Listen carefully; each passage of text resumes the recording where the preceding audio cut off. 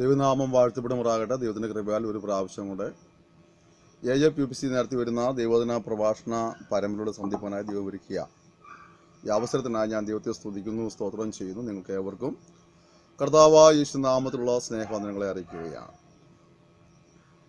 കർത്താവായ യേശു ക്രിസ്തുവിൻ്റെ ക്രൂശിലുള്ള പ്രശംസ എന്ന വിഷയത്തെ ആസ്പദമാക്കി തുടർമാനമായി നടത്തിവരുന്ന ഈ പ്രഭാഷണ പരമ്പരകളിൽ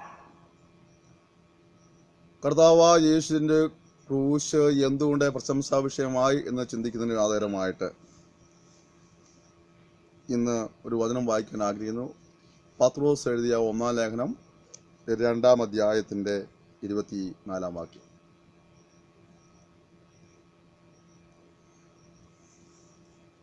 first Peter chapter 2 verse 24. So that we might die to sins and live for righteousness. നാം പാപം സംബന്ധിച്ച് മരിച്ച് നീതിക്ക് ജീവിക്കേണ്ടതിന് യേശു നമ്മുടെ പാപങ്ങളെ വഹിച്ച് ക്രൂശിന്മേൽ കയറി.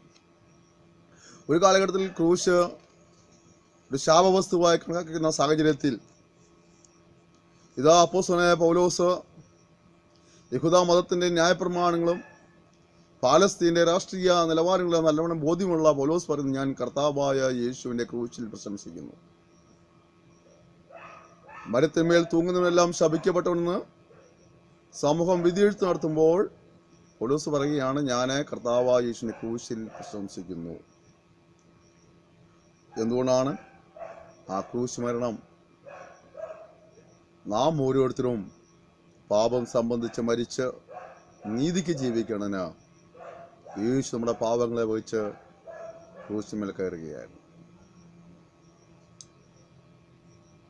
നിന്ദാ വിഷയമായ ശാപഗ്രസ്തമായ ക്രൂശ് നരകുലത്തിൻ്റെ വീണ്ടെടുപ്പിന് പര്യാപ്തമായി മാറുവാൻ കാരണം നാം ഓരോരുത്തരും പാപം സംബന്ധമായി മരിച്ച് നീതിക്ക് ജീവിക്കുവാൻ യേശു ആ മരണം ഏറ്റെടുത്തുകൊണ്ടാണ്.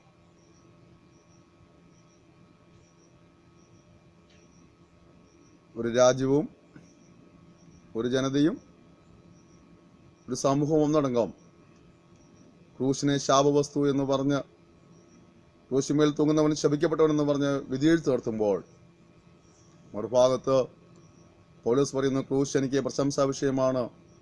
ക്രൂശ് ഒരു ശാപവസ്തുവല്ല. ക്രൂശിൻ്റെ പുറകിൽ ഒരു വലിയ ഉദ്ദേശമുണ്ടായിരുന്നു.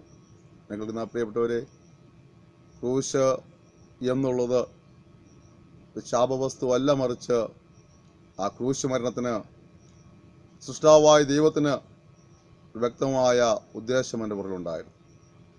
എന്താണ്? നാം ഓരോരുത്തരും പാപം സംബന്ധിച്ച് മരിച്ച് നീതിക്ക് ജീവിക്കണതിന് യേശു നമ്മുടെ പാപങ്ങളെ വഹിച്ച് ക്രൂശിൽ മരിക്കുകയായിരുന്നു.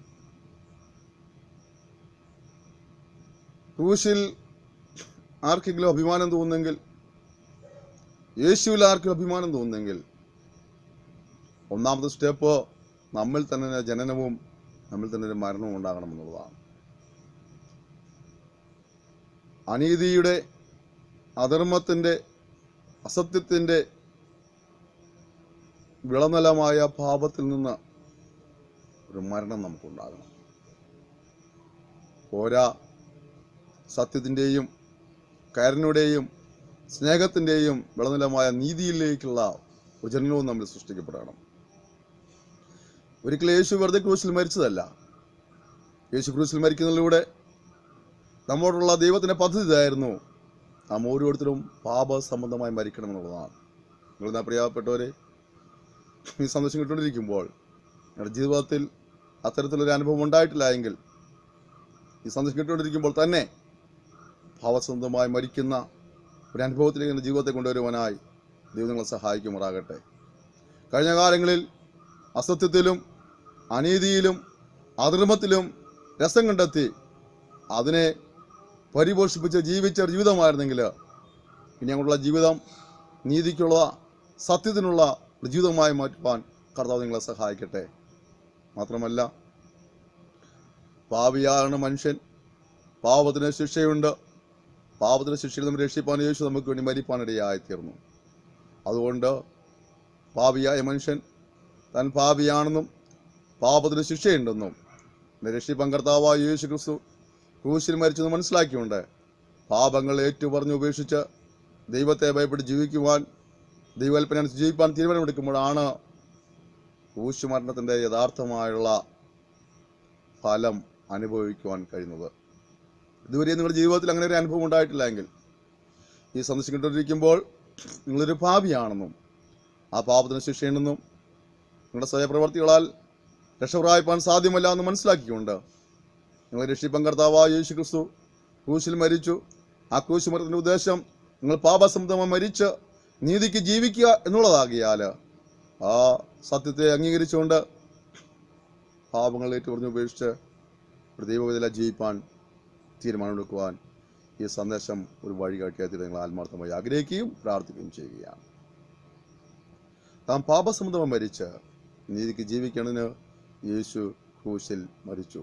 ഒരു സമൂഹം ഇതിനെ ശാപവസ്തുവായി കാണുമ്പോൾ പൗലോസ് പറയുന്നു, ക്രൂശ് എനിക്കൊരു പ്രശംസാ വിഷയമാണ്. കാരണം നരകുലം ഒന്നടങ്കം കത്തുന്ന തീപ്പുയിലേക്ക് പതിക്കേണ്ട സ്ഥാനത്ത് പാപസംബന്ധമായി മരിച്ച് നീതിക്ക് ജീവിക്കുന്നവനെ രക്ഷിപ്പാനായി കർത്താവായ യേശു ക്രിസ്തു ആ ശിക്ഷ ഏറ്റുവാങ്ങുന്ന ഒരു പ്രക്രിയയാണ് ക്രൂശിൽ നടന്നത്. അതുകൊണ്ട് പാപത്തിൽ കിടക്കുന്ന മനുഷ്യൻ, പാപത്തിൽ ജീവിക്കുന്ന മനുഷ്യൻ പാപം വിട്ട് മാനസാന്തരപ്പെട്ട് നീതിക്ക് ജീവിക്കുവാൻ തീരുമാനമെടുക്കുന്നെങ്കിൽ ആ തീരുമാനത്തിൽ മേൽ അവനെ സഹായിപ്പാൻ, അനുഗ്രഹിപ്പാൻ ഈ ക്രൂശിന് കഴിയും. ക്രൂശ് മരണം ഒരു ശാപമരണമല്ലായിരുന്നു.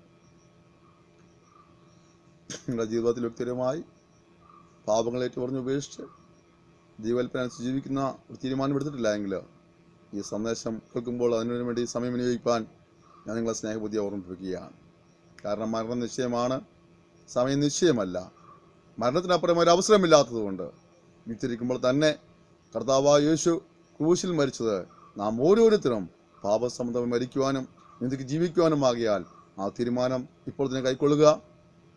കാരണം ഒരിക്കൽ മരണവും ന്യായവിധിയുമുണ്ട്. ന്യായവിധിക്ക് അപ്പുറമായി ജീവോത്സവത്തിൽ പേരെഴുതി കാണാത്ത യവനെയും തീപ്പൊയ്കൾ തള്ളിയിടും എന്നുള്ളതുകൊണ്ട് അതിൽ പതിക്കാതിരിപ്പാൻ ദൈവത്തെ സൂക്ഷിക്കുക, ദൈവത്തിന് അങ്ങനെ ജീവിതത്തെ സമർപ്പിക്കുക. വരുംകാലങ്ങളിൽ കർത്താവായ യേശു ക്രിസ്തു മുഖാന്തരമുള്ള പാപക്ഷമ കൈവരിച്ച് സമാധാനവും സന്തോഷവും രോഗസൗഖ്യവും പ്രാപിച്ച് അനുഗ്രഹപൂർണ്ണമായ സമാധാനപൂർണ്ണമായ ജീവിതം നയിപ്പാൻ കർത്താവ് നിങ്ങളെ സഹായിക്കുമാറാകട്ടെ. ഞങ്ങൾ അതിനുവേണ്ടി നിങ്ങൾക്ക് വേണ്ടി പ്രാർത്ഥിക്കാൻ ആഗ്രഹിക്കുന്നു. പരിശുദ്ധനായ ദൈവമേ, സ്വർഗ്ഗീയ പിതാവേ, ഈ സന്ദേശം കിട്ടുകൊണ്ടിരിക്കുന്ന പ്രിയപ്പെട്ട ഭരമേൽപ്പിക്കുകയാണ്. അവരുടെ ജീവിതത്തിൽ കർത്താവായ യേശു ക്രിസ്തു ഇതിനു വേണ്ടി മരിച്ചു എന്ന് മനസ്സിലാക്കിക്കൊണ്ട് പാപസംബന്ധമായി മരിച്ച് ഇതിക്ക് ജീവിക്കുന്ന ഒരു സമൂഹമായി മാറുവാൻ ഇവർ സഹായിക്കുമാറാണെന്ന് പ്രാർത്ഥിക്കുന്നു. വ്യക്തിപരമായി നേരിടുന്ന വിഷയങ്ങളുമേൽ ഇവരുടെ കുടുംബത്തിൻ്റെ ആവശ്യങ്ങളുമേൽ കർത്താവ് നീ അത്ഭുതം പ്രവർത്തിക്കുമാറാണമേ. നിങ്ങളുടെ വിശ്വാസാൽ പാപക്ഷമയും സമാധാനവും സന്തോഷവും കൈവരിക്കുവാൻ ഇവരെ സഹായിക്കുമാറാകണമേ എന്ന് പ്രാർത്ഥിക്കുന്നു. ഇതൊന്ന അധികാരത്താൽ സമൂഹത്തെ പിതാവിൻ്റെയും പുത്രൻ്റെയും പരിശുദ്ധ ആത്മാവിൻ്റെ നാമത്തിലടി ഞാൻ അനുഗ്രഹിച്ച് പ്രാർത്ഥിക്കുന്നു. ഒരു അനുഗ്രഹ വിഷയമാക്കണമേ.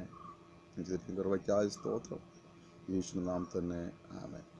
ഈ സന്ദേശം ക്ഷമയോടെ ശ്രവിച്ചതിനായി നന്ദി പറയുന്നു.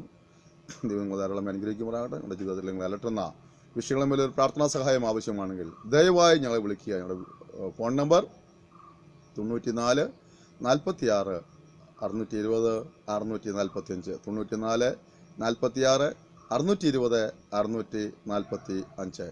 നിങ്ങൾ മിനിസ്ട്രി ഓർത്ത് പ്രാർത്ഥിക്കുക, മറ്റുള്ളവർക്ക് മിനിസ്ട്രിയെ പരിചയപ്പെടുത്തി കൊടുക്കുക. വാട്സപ്പ് നമ്പർ അയച്ചു തന്നാൽ ഞങ്ങൾ മെസ്സേജ് നിങ്ങൾക്ക് വാട്സപ്പിലൂടെ അയച്ചു തരുന്നതായിരിക്കും. യൂട്യൂബിൽ AFPC channel message of God എന്ന ടൈറ്റിൽ ടൈപ്പ് ചെയ്ത് കൊടുത്താൽ നിങ്ങൾക്ക് ഈ സന്ദേശങ്ങൾ അതിൽ കാണുവാൻ കഴിയും, കേൾക്കുവാനും കഴിയും. സഹകരണം പ്രതീക്ഷിക്കുന്നു. May God bless you.